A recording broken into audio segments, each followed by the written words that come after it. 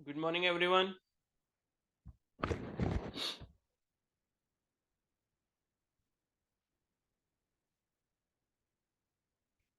Good morning, Kamini. Good morning, Sanjana. Good morning, Shivani.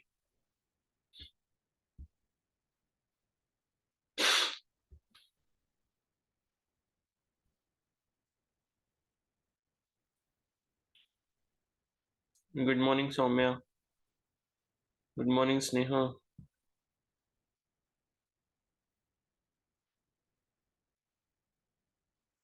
ये Saumya marks इतने कम क्यों आए हैं आपके? सौम्या,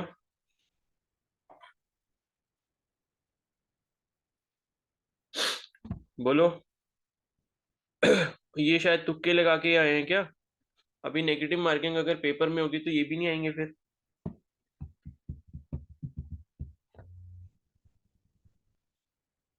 बताओ सौम्या, मार्क्स इतने कम क्यों आए हैं आपके? सिर्फ 12 नंबर हैं 60 में से।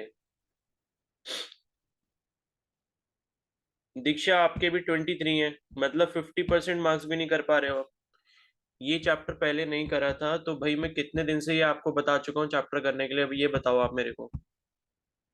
मैंने कितने दिन पहले आपसे कह दिया था कि प्लांट फिजियो पढ़ लो। शायद एक हफ्ता हो गया उस बात को। क्योंकि 3 दिन तो आपने खाली उसी के टेस्ट दिए हैं, प्लांट ग्रोथ वाले के। और उससे 2 दिन पहले मैंने बता दिया था। और 6th डे को अभी कल टेस्ट हुआ है आपका। और आप कह रहे हो कि पहले नहीं करा था। तो कब करोगे भाई? टाइम जा रहा है अब। ये दीक्षा है या नहीं है? है ही नहीं। कभी क्लास लेंगे कभी नहीं लेंगे, बस यही चलता रहता है।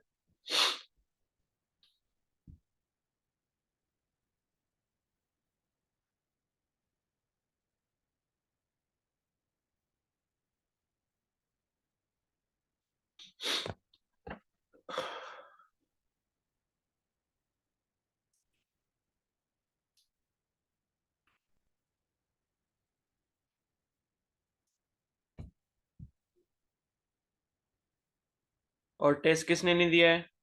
तनु शर्मा, आपने टेस्ट नहीं दिया है? बोलो। सीरियस होना है नहीं होना है?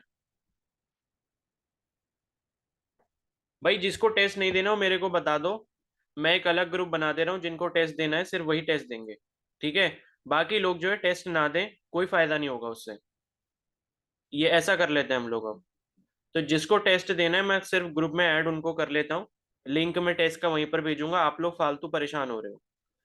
इतना परेशान होने की जरूरत नहीं है। ठीक है। तो इतनी परेशानी आप लोग मत लो। मैं अब यही काम कर लेता हूँ। टेस्ट क्या है भाई? टेस्ट से कुछ होना थोड़ी है। ये लोग जो दे रहे हैं टेस्ट फालतू में दे रहे हैं पढ़कर। ठीक है। और कुछ तो बिना पढ़े बस ऐसे ही दे दे रहे हैं कि चलो भाई टेस्ट देना है दे देंगे। लिंक खोला, बस तुक्के लगाए, हो गया।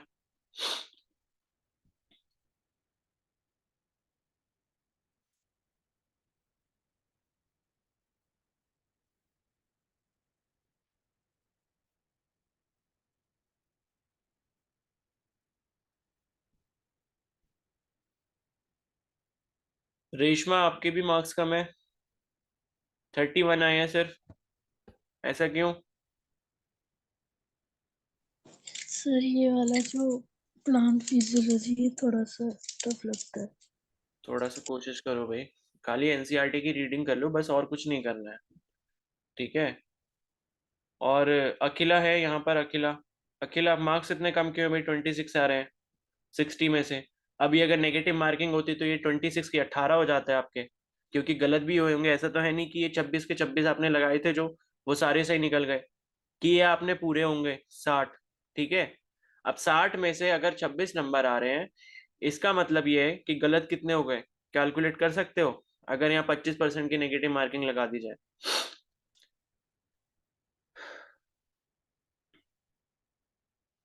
भाई थोड़ा ध्यान दे लो जरा अच्छे से। ठीक है, पढ़ लो। टेस्ट अगर मैं ले रहा हूँ तो आज भी इसी चैप्टर का टेस्ट है, फोटोसिंथेसिस का।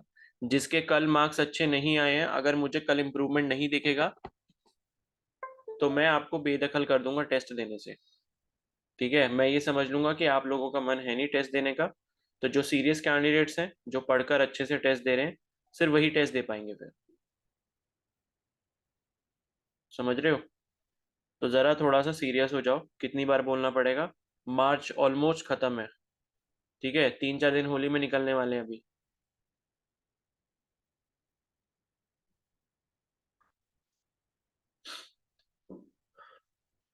तो आज भी जो है फोटोसिंथेसिस का ही आपका टेस्ट रहेगा। तो जिसके मार्क्स 40 से कम है वो सीरियस हो जाए बिल्कुल चैप्टर को पढ़ने के लिए आज, ठीक है? बाकी देखो, स्नेहा ने अच्छा करा है, 47 है। और वैष्णवी के भी सही है, 40 है। प्राची के 42 है। कशिश के 45 है। मधु के 44 है। अजय के 43 है। कामिनी के 47 है, ठीक है? सना के 45 है। तनु के 47 है। तो भाई ये लोग भी तो पढ़ रहे हैं ना। ये लोग कोई अलग ब्रीड के लोग तो है नहीं कि हमने इनको अफ्रीका से ऑर्डर करा था। भाई ये लोग भी तो इंडिया से बिलोंग करते हैं, आप जैसे ही हैं, ये भी तो पढ़ाई कर रहे हैं। तो करो पढ़ाई भाई, कब करोगे? और जिसको टेस्ट देने का नहीं मन कर रहा है वो मेरे को बता दे। बताओ तनु शर्मा, आपने बताया नहीं मेरे को, टेस्ट क्यों नहीं दिया आपने?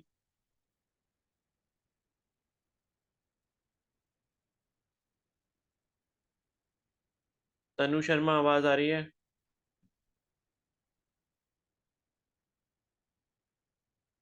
बोलो।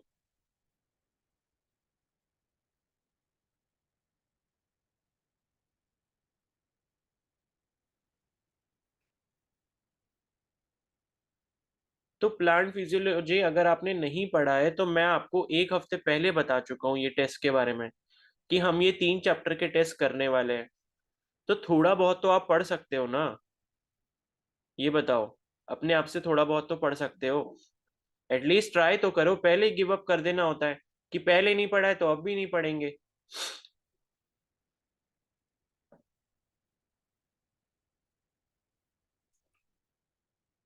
भाई टेस्ट के लिए सीरियस हो जाओ, जो नहीं होगा मैं उसको फिर टेस्ट नहीं करवाऊंगा, ये सोच लो पहले, ठीक है? तो अभी आपके ऊपर डिपेंड करता है आपको क्या करना है। टेस्ट देना है तो ढंग से दो, नहीं देना तो मुझे बता देना, ठीक है? अगर किसी के 60% मार्क्स से कम मार्क्स आए टेस्ट में तो फिर देख लेना। टेस्ट डेली डेली दो, ठीक है? और तनु, आपकी वजह से मैंने ये टाइम टेस्ट का 6:30 बजे कर रखा है। मैं पहले भी ले सकता हूँ टेस्ट, सिर्फ आपकी वजह से किया है ये मैंने। तो अगर आपकी वजह से कोई चीज चेंज की जा रही है तो आपको उसके लिए सिंसियर होना पड़ेगा ना, ठीक है? मैं चाहूँ तो टेस्ट जो है 5 बजे भी ले सकता हूँ, क्योंकि इवनिंग की क्लास नहीं कर रहे हैं हम। तो इस चीज का भी थोड़ा ध्यान रखो। चलो फिर अब आगे बढ़ रहे हैं। और आज से टेस्ट के लिए सीरियस हो जाओ, और जो क्लास में नहीं आ रहे वो क्लास में भी रेगुलर आओ, ठीक है? चलो। तो कल जो है हम इलेक्ट्रोस्टैटिक पोटेंशियल के बारे में पढ़ रहे थे। वेव्स की जो वर्कशीट वाली पीडीएफ है वो भी मैंने आपको भेज दी है। तो वेव्स का चैप्टर एक बार रिवाइज करो, उसके क्वेश्चन सॉल्व करो, वेव्स वाले हैं। उसमें आंसर की, सॉल्यूशन, सॉल्व सब कुछ है, ठीक है? और बाकी जो क्वेश्चंस में प्रॉब्लम होगी, जो नहीं आ पाएंगे आपको सॉल्यूशन देखने के बाद भी, उन्हें आप अभी मार्क करके रख लो। तो रिवीजन के टाइम पे हम उन क्वेश्चंस को डिस्कस करेंगे, ठीक है? तो अब यहाँ पर नेक्स्ट है, अब पढ़ेंगे हम इलेक्ट्रोस्टैटिक पोटेंशियल एनर्जी के बारे में, ठीक है? अब ये इलेक्ट्रोस्टैटिक पोटेंशियल एनर्जी देखो होता क्या है। देखो, जैसे हमने पढ़ा था कि जो इलेक्ट्रोस्टैटिक पोटेंशियल होता है, मान लो कि ये मेरा चार्ज है क्यू, ठीक है? यहां पर मान लो मैंने रखा है चार्ज क्यू, और इससे इलेक्ट्रिक फील्ड जो है कहाँ निकल रही है? आउटवर्ड निकल रही है, बाहर की तरफ, क्योंकि पॉजिटिव चार्ज से किधर निकलती है? बाहर की तरफ इलेक्ट्रिक फील्ड निकलती है। तो हमने ये पढ़ा था कि भाई यहाँ पर अगर इलेक्ट्रिक फील्ड में अगर कोई भी पॉइंट हो, ठीक है, उसका पोटेंशियल मान लो एक्स वोल्ट है, उसका पोटेंशियल मान लो कितना है? एक्स वोल्ट है। तो इसका मतलब है अगर आप किसी चार्ज को लेकर आ रहे हो या टेस्ट चार्ज को लेकर आ रहे हो इस इलेक्ट्रिक फील्ड में, तो इस पर जो वर्क डन होगा पर यूनिट चार्ज, या मतलब जितना चार्ज है जो आप लेकर आ रहे हो, ठीक है, तो वो आपका क्या हो जाएगा? वो इस मतलब ये है कि work done per unit charge, basically charge शायद ये वाला लेना पड़ेगा जो प्लस क्यू है। तो वर्क अपॉन चार्ज जब आप करोगे तो जो आपको मिलेगा कि भाई इस चार्ज की वजह से जो इलेक्ट्रिक फील्ड डेवलप हो रही है, उसके फील्ड में आने के लिए आपको टेस्ट चार्ज पर कितना काम करना पड़ेगा, वो वैल्यू क्या होती है? इलेक्ट्रोस्टैटिक पोटेंशियल की वैल्यू होती है उस पर्टिकुलर पॉइंट पे। और ये पॉइंट जितना चार्ज के पास होगा, क्योंकि टेस्ट चार्ज अगर हम लेके आ रहे हैं तो वो भी पॉजिटिव नेचर का है, और ये प्लस क्यू चार्ज अगर हमने लिया है तो ये भी पॉजिटिव नेचर का है। तो मतलब आपस में दोनों रिपल्सिव फोर्सेस लगाएंगे, ठीक है। तो जितना पास हम लेकर आएंगे उतना ज्यादा क्या होगा, इसमें रिपल्सिव फोर्स जनरेट होगा। मान लो अगर मैं यहाँ पर 3 पॉइंट कंसिडर कर लेता हूँ, एक ये, एक ये, एक ये, ठीक है, और इसको मैं नेम दे देता हूँ, ये वाला हो गया ए पॉइंट, ये हो गया बी पॉइंट, ये हो गया सी पॉइंट। तो यहाँ पर पोटेंशियल जो ए का है वो सबसे ज्यादा है, फिर बी का उससे कम है, और सी का पोटेंशियल जो है, सी पॉइंट में इलेक्ट्रोस्टैटिक पोटेंशियल वो सबसे कम है, ठीक है। किसके लिए? टेस्ट चार्ज के लिए। और कब? जब हम प्लस क्यू चार्ज कंसिडर कर रहे हैं। तो अब इलेक्ट्रोस्टैटिक पोटेंशियल एनर्जी का सिंपल सा मतलब ये है, जैसे हमने ग्रेविटेशनल पोटेंशियल एनर्जी पढ़ी थी या ग्रेविटेशनल एनर्जी पढ़ी थी, वो क्या होता है कि भाई अगर आपने किसी मास को लिफ्ट कर दिया, अर्थ की ग्रेविटी के अगेंस्ट अगर आपने फोर्स लगा के उसको लिफ्ट कर दिया, जैसे मान लो ये अर्थ है, ठीक है, अर्थ का ये रहा सेंटर, और मान लो इस पर कोई एक ब्लॉक रखा है यहाँ पर, इस ब्लॉक को लिफ्ट करके आप उसको ऊपर ले जाते हो, और कहाँ ले जाते हो? यहाँ पर ले जाते हो, ठीक है। आपने क्या करा? यहाँ पर ले आया, तो ये नीचे से जो बॉक्स है वो मेरा कहाँ चला गया? ऊपर चला गया, ठीक है।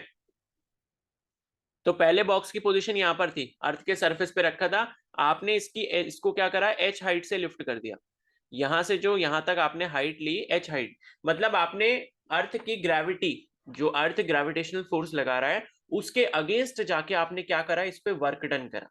किस पर? मास के ऊपर। तो वो क्या हुआ जब आपने वर्क डन करा? तो वो जो वर्क डन है वो किस में स्टोर हो गया? कोई बताएगा यहाँ पे? बताओ पोटेंशियल एनर्जी। कौन सी एनर्जी में स्टोर हो गया? Potential energy. पोटेंशियल एनर्जी, ठीक है। तो ग्रेविटेशन के केस में हम उसे ग्रेविटेशनल पोटेंशियल एनर्जी कहते हैं, जीपीई, ठीक है, ग्रेविटेशनल पोटेंशियल एनर्जी। तो जब भी आप किसी भी सिस्टम के ऊपर वर्क डन करते हो, और किस तरीके से करते हो? किसी एक अट्रैक्टिव फोर्स के अगेंस्ट करते हो। यहां पर अर्थ के केस में क्या है? अर्थ अट्रैक्टिव फोर्स लगा रही है मास के ऊपर, क्योंकि ग्रेविटेशनल फोर्स क्या करता है? मास को अपनी तरफ खींचने की उसकी प्रॉपर्टी होती है। तो ग्रेविटेशनल पोटेंशियल एनर्जी क्या हुआ कि जब आपने एक अट्रैक्टिव फोर्स के अगेंस्ट वर्क डन किया, तो वो जो वर्क डन है वो उस मास की पोटेंशियल एनर्जी में कन्वर्ट हो जाएगा, ठीक है। तो पोटेंशियल एनर्जी का मतलब क्या है कि अगर आपने एच हाइट पर उठाकर मास को यहां पर ले आए, और अगर आप इसको छोड़ देते हो यहां से, तो ये अपने आप जो है अर्थ के ऊपर नीचे आके टकराएगा। तो ये टकरा क्यों रहा है? क्योंकि उसके अंदर एनर्जी स्टोर हो चुकी है। तो जब आप उसको छोड़ दोगे तो वो एनर्जी वापस से किस में कन्वर्ट हो जाएगी? आपकी जो पोटेंशियल एनर्जी है वो काइनेटिक एनर्जी में चेंज हो जाएगी, या आप बोल सकते हो कि work done on the earth में कन्वर्ट हो जाएगी, ठीक है। तो ये इंटर कन्वर्जन चलता रहता है। तो उसी तरीके से अगर हम यहां पर वापस आए अपने चार्ज वाले केस में, तो चार्ज के केस में अगर हमारे पास A B C 3 particular point है, तो सी पर अगर आप टेस्ट चार्ज को लेके आए तो आपको कुछ ना कुछ वर्क डन करना पड़ेगा, बी पर अगर लेके आए तो और ज्यादा वर्क डन करना पड़ेगा, और ए पर लेकर आओगे तो और ज्यादा वर्क डन करना पड़ेगा, क्योंकि रिपल्सिव फोर्सेस बढ़ते जा रहे हैं। तो चार्ज के जितना पास आप आओगे उतना ज्यादा आपको वर्क डन करना पड़ रहा है, क्योंकि रिपल्सिव फोर्स यहां पर जो है क्या हो रहा है? बढ़ रहा है, ठीक है। उसके अगेंस्ट आप काम कर रहे हो। अब क्या करते हो? आप चार्ज को ए पॉइंट तक ले आते हो, मान लो इस पर्टिकुलर पॉइंट पर लाकर आप टेस्ट चार्ज को रख देते हो, ठीक है। अब आप क्या है, चार्ज को जब तक पकड़े रहोगे ए पॉइंट पर तब तक वो वहां पर रहेगा, लेकिन जैसे ही आप उसको छोड़ दोगे, तो प्लस क्यू की वजह से रिपल्सिव फोर्स जो लग रहा है वो इस टेस्ट चार्ज को क्या करेगा? धक्का मार के वापस से इलेक्ट्रिक फील्ड के बाहर फेंक देगा, ठीक है। जैसा आपने यहां पर देखा ग्रेविटेशन के केस में कि वर्क डन करके आपने क्या करा? उस मास को लिफ्ट कर दिया एच हाइट से, जब आप उसको छोड़ देते हो तो अपने आप क्या है? वो अट्रैक्ट हो जाएगा। तो अट्रैक्टिव वाले में ये था, लेकिन यहां पर क्या लग रहा है? रिपल्सिव फोर्स लग रहा है। तो अट्रैक्टिव या रिपल्सिव के अगेंस्ट अगर आप वर्क डन कर रहे हो, तो ये उसकी प्रॉपर्टी होती है कि वो जो वर्क डन है वो उसकी एनर्जी में कन्वर्ट हो जाता है। यानी कि क्यू नॉट पर अगर आपने वर्क डन यहां पर किया, work done per unit charge, ठीक है, जो कि उसके इलेक्ट्रोस्टैटिक पोटेंशियल एनर्जी की तरह कन्वर्ट हो गया, तो जैसे ही अब आप इस चार्ज को छोड़ोगे वैसे ही क्या होगा? ये चार्ज रिपल्सिव फोर्स की वजह से इलेक्ट्रिक फील्ड के बाहर फेंका जाएगा, ठीक है। तो इसी को हम क्या कहते हैं? इलेक्ट्रोस्टैटिक पोटेंशियल एनर्जी कहते हैं। इसका जो फॉर्मूला है देखो यहां पर लिखा भी है, the work done against electrostatic force get stored as potential energy. यानी कि इलेक्ट्रोस्टैटिक फोर्स के अगेंस्ट जो आप यहां पर वर्क डन करते हो, क्योंकि फोर्स ही लग रहा है यहाँ पे, क्यू और क्यू नॉट के बीच में रिपल्सिव फोर्स लग रहा है, और इस इलेक्ट्रोस्टैटिक रिपल्सिव फोर्स के अगेंस्ट जो आप यहाँ पर वर्क डन कर रहे हो, चार्ज को आपस में मिलाने की कोशिश कर रहे हो उनके रिपल्सिव फोर्सेस के अगेंस्ट, वही उसकी पोटेंशियल एनर्जी में सेव हो जाएगा। यानी कि जैसे ही आप उस चार्ज को छोड़ोगे, क्यू नॉट चार्ज अपने आप इलेक्ट्रिक फील्ड से बाहर जाएगा, क्योंकि रिपल्सिव फोर्सेस वहां पर डेवलप हो चुके होंगे। ठीक है, और इसी को हम क्या कहते हैं, इलेक्ट्रोस्टैटिक पोटेंशियल एनर्जी कहते हैं। और अगर हम ये निकालना चाहें तो इसका जो फॉर्मूला होता है डेल यू, ठीक है, डेल यू मतलब चेंज इन पोटेंशियल एनर्जी क्या हो जाएगा, UB minus UA. UB minus UA का मतलब है कि अगर हमारे पास दो पॉइंट है बी और ए, बी पर पोटेंशियल एनर्जी यूबी है और ए पर पोटेंशियल एनर्जी यूए है, जहां पर यूबी की वैल्यू क्या होगी, ज्यादा होगी, ये भी आप ध्यान रखो। यूबी की वैल्यू क्या क्या होगी, ज्यादा होगी। यूबी की वैल्यू अगर ज्यादा है, इसका मतलब है कि पोटेंशियल जो है वो यहाँ पर वीबी का ज्यादा होगा वीए के कंपैरिजन में। क्योंकि अगर किसी पर्टिकुलर पॉइंट पर पोटेंशियल की वैल्यू ज्यादा है, मैं इन पॉइंट्स को भी चेंज कर देता हूं सो दैट कि आप इसी से सीधा सीधा रिलेट कर पाओ। ठीक है, तो पॉइंट्स हमने कैसे लेने हैं, आपने लिया बी पॉइंट यहां पर और ए पॉइंट यहां पर, और हमने कहा कि भाई ए पॉइंट पर पोटेंशियल कितना है, वी ए है, और वी बी यहाँ पर बी पॉइंट पर पोटेंशियल है। ठीक है, अब हमें ये पता है कि भाई जो पोटेंशियल है वो बी पर अब ज्यादा है। ठीक है, पोटेंशियल जो है वी पर, वी मतलब बी पर क्या है, ज्यादा है एज कंपेयर टू ए, और इसी वजह से बी पर क्या होगा, पोटेंशियल एनर्जी जो होगी इस पर्टिकुलर पॉइंट की वो ज्यादा होगी as compare to potential energy at point A. क्योंकि जिसका पोटेंशियल ज्यादा, मतलब उतना ज्यादा वर्क डन आपने वहां पर ले जाने के लिए चार्ज को किया होगा, यानी कि उतनी ज्यादा उसमें स्टोर एनर्जी हुई होगी। ठीक है, तो जितना ज्यादा किसी भी पर्टिकुलर पॉइंट का पोटेंशियल, उतना ज्यादा आपने वर्क डन किया होगा वहां पर चार्ज ले जाने को, उतनी ज्यादा उस पर्टिकुलर पॉइंट की पोटेंशियल एनर्जी होगी। तो UB is greater than UA हो गया, और इस पर्टिकुलर केस के लिए हम कह सकते हैं, अगर आपको यहाँ पर यूबी और यूए के बीच में क्या निकालना है, change in potential energy del U की वैल्यू निकालनी, तो वो यूबी माइनस यूए हो जाएगा, और इसकी वैल्यू किसके बराबर हो जाएगी, डब्ल्यू ए बी के बराबर हो जाएगी। यानी कि आपने ए पॉइंट से बी पॉइंट तक चार्ज को ले जाने में कितना काम किया था, वही तो स्टोर हो रहा है एनर्जी में। मान लो ए से बी ले जाने में आपने मान लो 5 जूल का काम किया, अब यही 5 जूल क्या बन चुका है, पोटेंशियल एनर्जी बन चुका है उस चार्ज की जिसको बी पॉइंट पर आपने पहुंचा दिया। ठीक है, तो ये पूरा आपका कॉन्सेप्ट यहां पर होता है। तो अब बताओ मेरे को, क्या ये सभी को समझ आ गया इलेक्ट्रोस्टैटिक पोटेंशियल एनर्जी क्या होता है। Yes sir. Yes sir.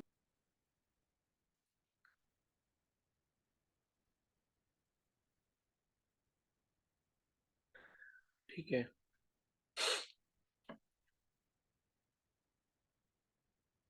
अब देखो यहाँ पर ये नेक्स्ट जो फॉर्मूला है वो है आपका electrostatic potential energy of a system of 2 point charges. अगर 2 पॉइंट चार्जेस आपको Q1 और Q2 दिए हैं तो उसके लिए पोटेंशियल एनर्जी का फॉर्मूला ये हो जाएगा। अब ये फॉर्मूला आया कैसे, अभी हमने पढ़ा कि पोटेंशियल एनर्जी जो होता है वो वर्क डन के बराबर होता है, तो ये वैल्यू जो है बेसिकली वर्क डन के बराबर है। अब वर्क डन की वैल्यू क्या होती है, फोर्स इंटू डिस्प्लेसमेंट होती है, और फोर्स जो है Q1 Q2 के बीच में कितना होगा, 1/4πε0 Q1 Q2 upon R square के बराबर होगा। और डिस्प्लेसमेंट अगर मान लो आर है, उसको आप आर से मल्टीप्लाई कर दोगे तो एक ऊपर वाला आर नीचे वाले एक आर को कैंसिल करेगा, जिस वजह से आपका जो ओवरऑल फॉर्मूला यहाँ पर वो क्या मिल जाएगा, 1/4πε0 Q1 Q2 अपॉन आर के बराबर मिल जाएगा। तो सिंपल सा लॉजिक है, potential energy is equal to work done होता है, work done is equal to force into displacement होता है। फोर्स की जगह पे आप कूलम्ब फोर्स वाला फॉर्मूला रख दो, 1/4πε0 Q1 Q2 upon R square, और डिस्प्लेसमेंट अगर आर है तो आर से एक आर कैंसिल हो जाएगा और आपको फॉर्मूला ये वाला मिल जाएगा। ठीक है, तो ये आपका 2 पॉइंट चार्जेस के बीच में क्या हो गया, इलेक्ट्रोस्टैटिक पोटेंशियल एनर्जी हो गया। ठीक है, और एक चीज और ध्यान रखनी है कि आपने जो यहाँ पर वैल्यू ऑफ चार्ज रखनी है वो साइन के अकॉर्डिंग रखनी है। यानी कि अगर क्या होगा, मतलब ऑपोजिट साइन के होंगे चार्जेस। ठीक है, ऑपोजिट साइन के अगर चार्जेस होते हैं तो आपकी क्या आएगी, मान लो Q1 क्या है नेगेटिव है, Q2 क्या पॉजिटिव है, तो ओवरऑल पोटेंशियल एनर्जी क्या आएगी, नेगेटिव आएगी। और नेगेटिव पोटेंशियल एनर्जी ये इंडिकेट करती है कि भाई आपको यहाँ पर वर्क डन जो है वो मिलेगा। यानी कि अगर एक प्लस क्यू चार्ज है, एक माइनस क्यू चार्ज है, तो चार्ज अपने आप अट्रैक्ट होगा। तो पोटेंशियल एनर्जी किस तरीके से यहाँ पर स्टोर हुई, जैसे उसने क्या करा, अपने आप तो अट्रैक्ट कर लिया, फिर आप जब उसको अलग करना चाहते हो वो आपका क्या हो जाएगा, वर्क डन हो जाएगा। ठीक है, पहला जो हमने केस देखा प्लस क्यू में, उसमें क्या कर रहे थे, हम वर्क डन करके ले जा रहे थे ताकि रिपल्सिव फोर्सेस के अगेंस्ट हम वर्क डन कर पाए, और उसके बाद जैसे ही छोड़ दोगे तो चार्ज अलग हो जाएंगे।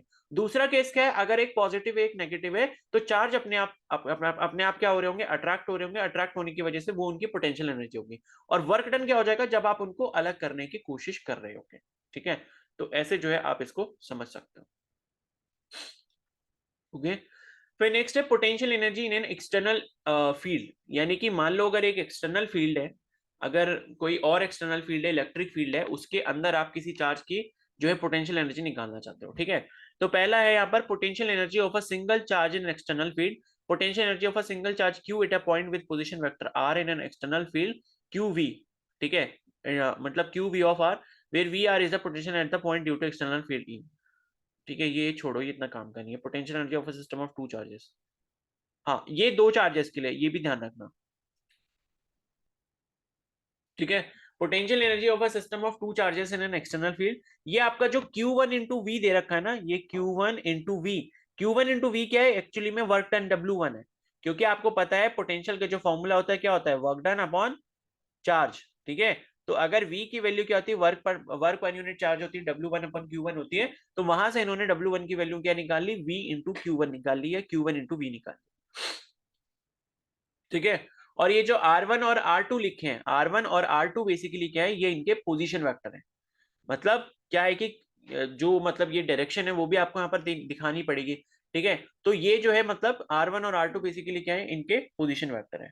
और उसके बाद यहाँ पर आप इसमें ऐड कर देते हो Q1 Q2 अपॉन 4πε0 R12।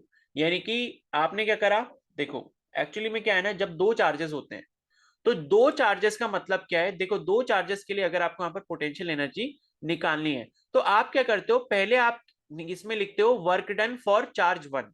यानी कि हम ऐसा मानते हैं कि इंफिनिटी से हम Q1 चार्ज को पहले इलेक्ट्रिक फील्ड में लेकर आए, उसके लिए वर्क डन कितना पड़ा करना पड़ा? Q1 इंटू वी के बराबर करना पड़ा।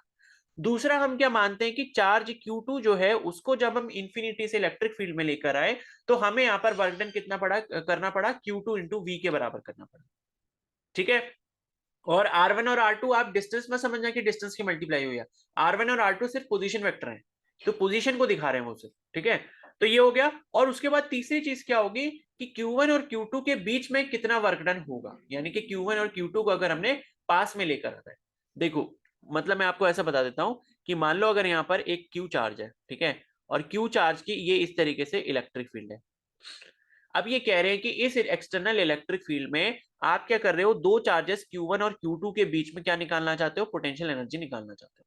ठीक है, तो मैंने कहा कि भाई Q1 और Q2 हमने क्या मान लिए? दोनों के दोनों क्या है? पॉजिटिव है, और ये वाला भी चार्ज क्या है? पॉजिटिव है।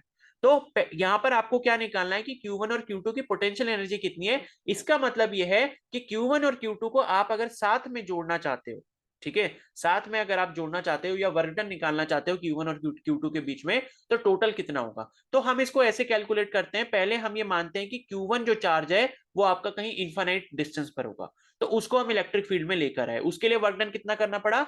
Q1 इंटू वी के बराबर करना पड़ा। उसी तरीके से ये जो Q2 वाला चार्ज है, इसके लिए भी हम सोचते हैं कि इनफाइनाइट पॉइंट पर कहीं रखा होगा, और इसको इलेक्ट्रिक फील्ड में लाने के लिए हमने वर्क डन कितना किया होगा? Q2 इंटू वी किया होगा। ठीक है, अब Q1 और Q2 को आपस में मतलब जोड़ने के लिए वर्क डन कितना करना पड़ेगा? ये करना पड़ेगा 1/4πε0 Q1 Q2 अपॉन R। ये कैसे आया? ये जो आपने ऊपर अभी पढ़ा था, ये जो हमने ऊपर अभी पढ़ा था कि अगर आप भाई वर्क डन निकालना चाहते हो किसके लिए? 2 पॉइंट चार्जेस के लिए, तो वो आपका ये हो जाएगा। तो टोटल पोटेंशियल एनर्जी आपको सिस्टम ऑफ चार्ज के लिए ये मिल जाती है 2 पॉइंट चार्जेस के लिए, अगर आप उसको एक्सटर्नल फील्ड में लाके रख रहे हो। और अगर एक्सटर्नल फील्ड नहीं है, तो ये वाला फॉर्मूला एप्लीकेबल हो जाएगा जो हमने ये ऊपर पढ़ा था। अगर एक्सटर्नल फील्ड नहीं है तो ये वाला फॉर्मूला हो जाएगा। एक्सटर्नल फील्ड की वजह से बस चेंज ये आ रहा है कि चार्ज, पहला वाला जो चार्ज है पहले आप उसको इलेक्ट्रिक फील्ड में लेके आओ, फिर दूसरा वाला जो चार्ज है उसको इलेक्ट्रिक फील्ड में लेके आओ। मतलब फील्ड में लेकर आ रहे हो तो आपको कुछ ना कुछ वर्क डन करना पड़ेगा, तो उनका वर्क डन भी पोटेंशियल एनर्जी में इंक्लूड होगा। और उसके बाद तीसरी चीज क्या है कि Q1 और Q2 को आपस में पास में लेकर आओ, उनके ऊपर वर्क डन करो, ताकि उनमें क्या हो? पोटेंशियल एनर्जी सेव हो जाए। ठीक है, आ गया सभी को समझ में ये? Yes sir. Yes, sir.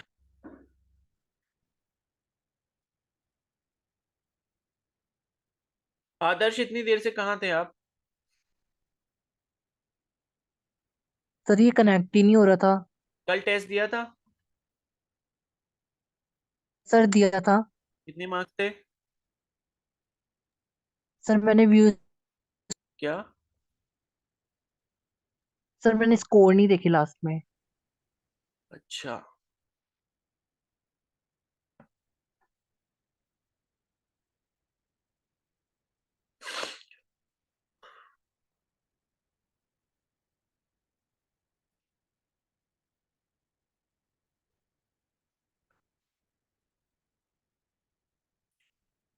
Score नहीं देखे लास्ट में, इसका मतलब क्या है बताओ?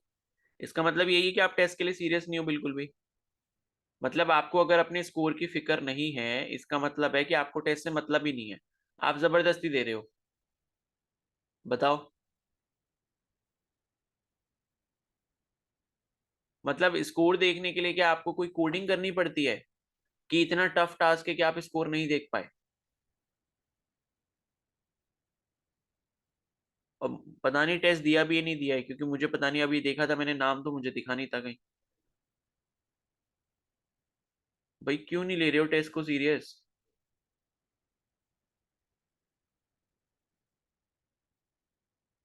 चलो मैं देखूंगा अभी स्कोर, फिर मैं बताऊंगा कितने आए थे। अगर दिया था तो पता चल जाएगा। तो ये हो गया। और इसके बाद नेक्स्ट है यहाँ पर डायपोल के बारे में, ठीक है।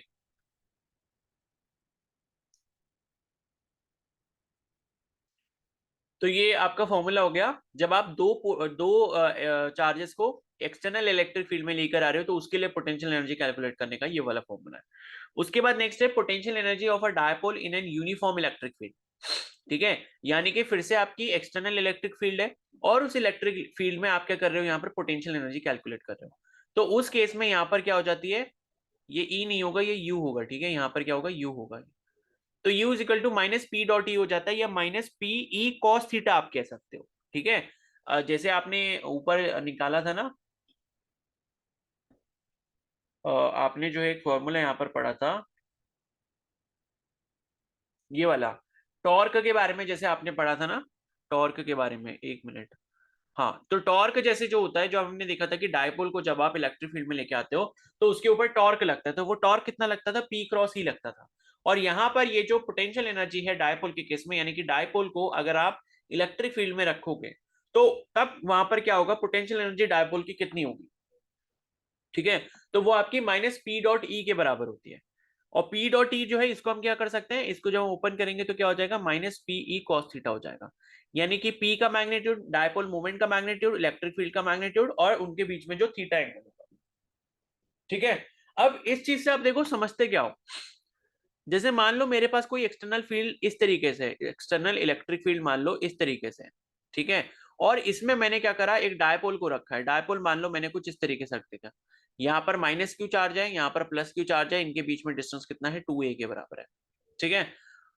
तो आपको ये पता है कि भाई यहाँ पर जो डायपोल मूवमेंट की डायरेक्शन होती है वो minus Q two plus Q होती है। तो मैंने कहा कि भाई इधर जो डायपोल मूवमेंट है, ये ब्लू एरो से मैंने बना दिया, ये इस तरफ हो गया। और इलेक्ट्रिक फील्ड की जो डायरेक्शन है वो किधर है, वो आपकी इधर की तरफ है। तो इनके बीच में एंगल कौन सा हो जाएगा, ये वाला हो जाएगा, ये थीटा एंगल, ठीक है। तो ये आपका P और E के बीच में एंगल हो गया। अब यहाँ पर पोटेंशियल एनर्जी का मतलब क्या है कि जब भी यहाँ पर क्या होगा, जब भी यहाँ पर ये कुछ ना कुछ एंगल आपका थीटा होगा, तो जब इलेक्ट्रिक फील्ड इस पे से गुजरेगी तो क्या होगा, नेगेटिव चार्ज जो है वो आपका इलेक्ट्रिक फील्ड के ऑपोजिट डायरेक्शन में अलाइन होगा, और जो पॉजिटिव चार्ज है वो इलेक्ट्रिक फील्ड की डायरेक्शन में अलाइन होगा। क्योंकि पॉजिटिव चार्ज के ऊपर क्या लगेगा, क्योंकि देखो ये जो मैंने इलेक्ट्रिक फील्ड बनाई है, ये इलेक्ट्रिक फील्ड किसकी वजह से होगी, ये किसी ना किसी पॉजिटिव चार्ज की वजह से होगी, तभी ये बाहर की तरफ निकल रही है। तो अगर ये पॉजिटिव चार्ज है और अगर आप ये डायपोल को देखोगे तो डायपोल का नेगेटिव चार्ज इसकी तरफ अलाइन होगा, और ये जो प्लस क्यू चार्ज है, ये मतलब ये जो आपका ये डायपोल का प्लस क्यू जो है, ये कैपिटल वाले प्लस क्यू से दूर जाने की कोशिश करेगा। तो बाद में अगर आप देखोगे तो अगर ये थीटा एंगल पर था किसी पर्टिकुलर टाइम पे, तो कुछ देर बाद आपको ये ऐसा दिखेगा, जहां पर माइनस क्यू ये हो गया और प्लस क्यू ये हो गया।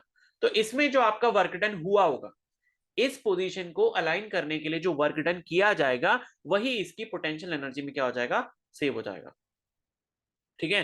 तो ये क्या करता है, इलेक्ट्रिक फील्ड डायपोल को घुमाने की कोशिश करता है। क्योंकि ऊपर जो टॉर्क का फॉर्मूला पढ़ा था वो भी हमने इसीलिए पढ़ा था, क्योंकि जब हम इलेक्ट्रिक फील्ड में डायपोल को रखते हैं तो उस पर टॉर्क इसीलिए रखता है, क्योंकि जो आपका इलेक्ट्रिक फील्ड मान लो अगर प्लस क्यू चार्ज की वजह से है, तो माइनस क्यू जो डायपोल वाला होगा वो प्लस क्यू की तरफ अलाइन होने की कोशिश करेगा, और जो प्लस क्यू डायपोल वाला होगा वो उसके ऑपोजिट डायरेक्शन में जाने की कोशिश करेगा, ठीक है। तो ये जो है आपने यहाँ पर ध्यान रखना है। तो यूनिफॉर्म इलेक्ट्रिक फील्ड में आपकी जो पोटेंशियल एनर्जी होती है किसकी, डायपोल की, वो माइनस पी डॉट ई होती है या minus P E cos theta कह सकते हो। ठीक है, फिर नेक्स्ट है the process which involves the making of a region free from any electric field is known as electrostatic shielding. तो इलेक्ट्रोस्टैटिक शील्डिंग, शील्डिंग का मतलब क्या होता है, किसी भी चीज से बचाना। तो अगर कोई ऐसा हम प्रोसेस करते हैं जहां पर हम इलेक्ट्रिक फील्ड को बिल्कुल ही खत्म कर दें, तो उस प्रोसेस को हम क्या कहेंगे, इलेक्ट्रोस्टैटिक शील्डिंग कहेंगे। ठीक है, और उसके बाद जो है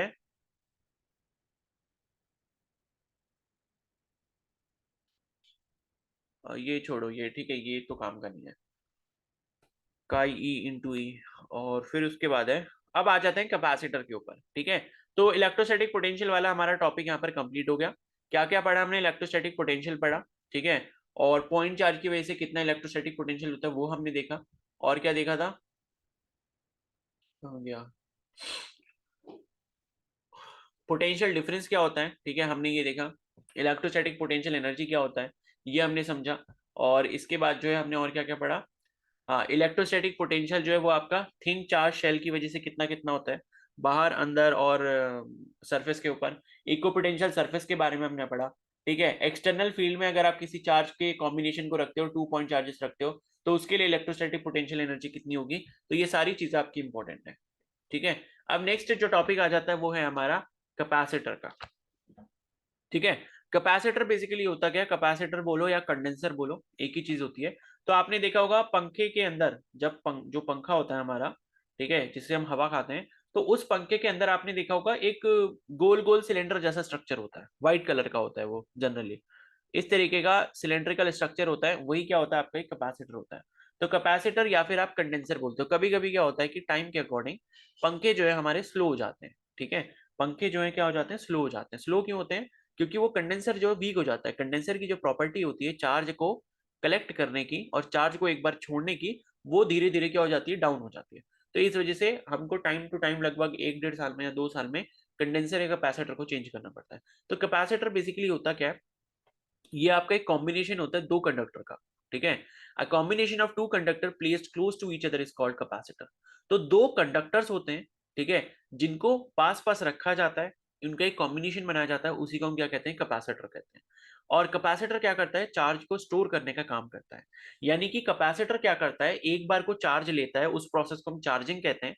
मतलब चार्जिंग प्रोसेस में क्या करता है, कैपेसिटर अपने अंदर चार्ज को भरता जाएगा, इकट्ठा करता जाएगा। और जब किसी इलेक्ट्रिकल प्रोसेस को करने की नीड होगी या इलेक्ट्रिकल प्रोसेस को स्टार्ट करने की जरूरत होगी, तब ये कैपेसिटर काम आता है। और तब क्या करता है, जो चार्ज इसने इकट्ठा किया होता है, इस चार्ज को एक झटके में छोड़ देता है।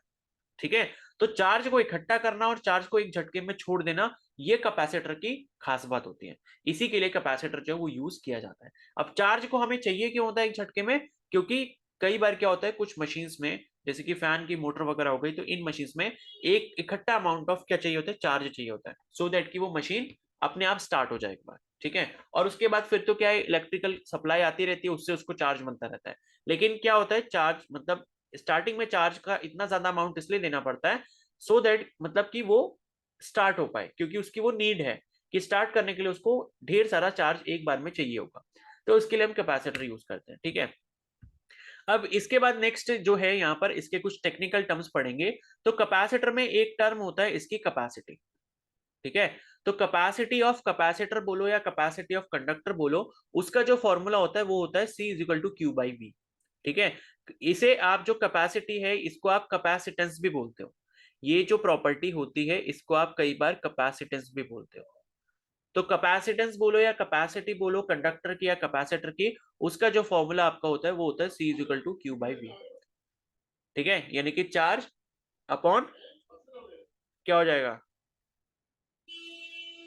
V क्या होगा बताओ, V होगा आपका पोटेंशियल। ठीक है, तो चार्ज अपॉन पोटेंशियल जो है, इसका जो इलेक्ट्रोस्टैटिक पोटेंशियल होगा वो आपका क्या हो जाएगा, कैपेसिटेंस हो जाएगा। कोई वॉल्यूम मत समझ लेना इसको। ठीक है, तो क्यू बाई वी हो गया चार्ज अपॉन पोटेंशियल। तो in SI system the unit of capacity is farad. तो ये जो कैपेसिटेंस होता है या जो कैपेसिटी होती है किसी भी कंडक्टर या कैपेसिटर की, उसकी जो यूनिट होती है वो होती है फराड। ठीक है, तो फराड जो है इसकी यूनिट है, ऐसा यूनिट। ठीक है, और दूसरी अगर यूनिट निकालना चाहो तो आप क्या यूनिट निकाल सकते हो, ये आपका क्या हो जाएगा, कुलाम, ये कुलाम V की पावर -1। कूलाम पर वोल्ट, ये भी इसकी यूनिट हो जाएगी, और कूलाम पर वोल्ट को हम क्या कहते हैं, फराड कहते हैं। ठीक है, तो ये हो गया आपका कैपेसिटी के बारे में। फिर नेक्स्ट है surface charge density of a plate of a capacitor. ठीक है, अब लाइक एक टॉपिक यहाँ पर होता है जिसे हम पैरेलल प्लेट कैपेसिटर कहते हैं। तो पैरेलल प्लेट कैपेसिटर क्या होता है उसे थोड़ा सा समझ लो। आपने क्या करा, जैसे यहाँ पर दो प्लेट्स ले ली, दो कंडक्टर की क्या ले ली, प्लेट्स ले ली, और उसको क्या करा, इस तरीके से अरेंज कर दिया, और इनके बीच में क्या है, कुछ ना कुछ यहाँ पर डिस्टेंस क्या होता है, डी के बराबर होता है।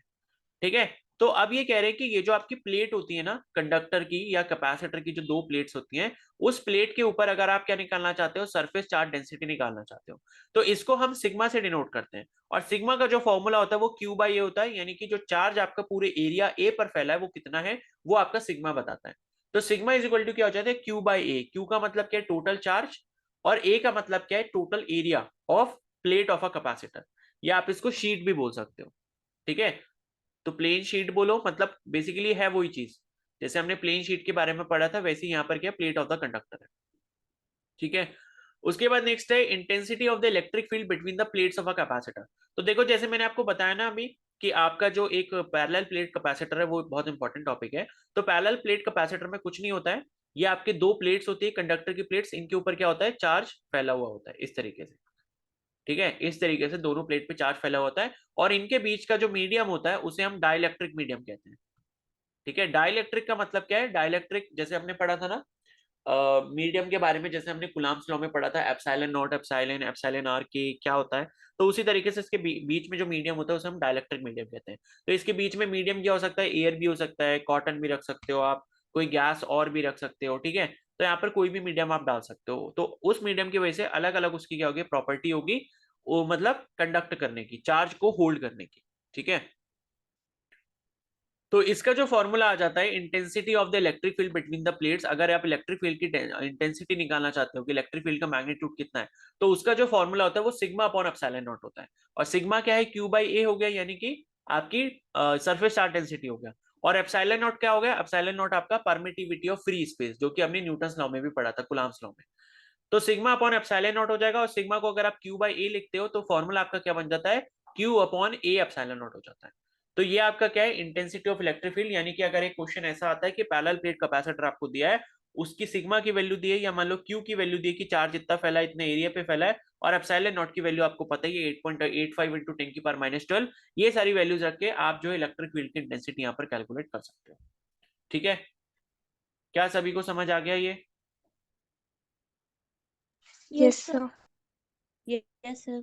ठीक है, चलो तो इसको जो है फिर हम बाकी कल आगे करेंगे। ठीक है, तो ये है कि वेव्स के मैंने आपको क्वेश्चन भेज दिए, आज शाम तक जो है आप वेव्स वाले चैप्टर के क्वेश्चंस भी कंप्लीट करो, और इससे पहले जो हम चैप्टर पढ़ चुके हैं इलेक्ट्रिक चार्जेस एंड फील्ड, उसके क्वेश्चन भी कंप्लीट कर लो, नहीं करे हैं तो। ठीक है, बाकी इसकी जो वर्कशीट है ये कल चैप्टर खत्म होने के बाद मैं आपको भेज दूंगा। कुछ नहीं है, बस एक दो टॉपिक इसमें रह गए हैं, मतलब capacitor in series, capacitor in parallel, बस ये एक दो टॉपिक हैं, बस और कोई ज्यादा नहीं है इसमें। ठीक है, तो बाकी किसी को कोई डाउट तो नहीं है?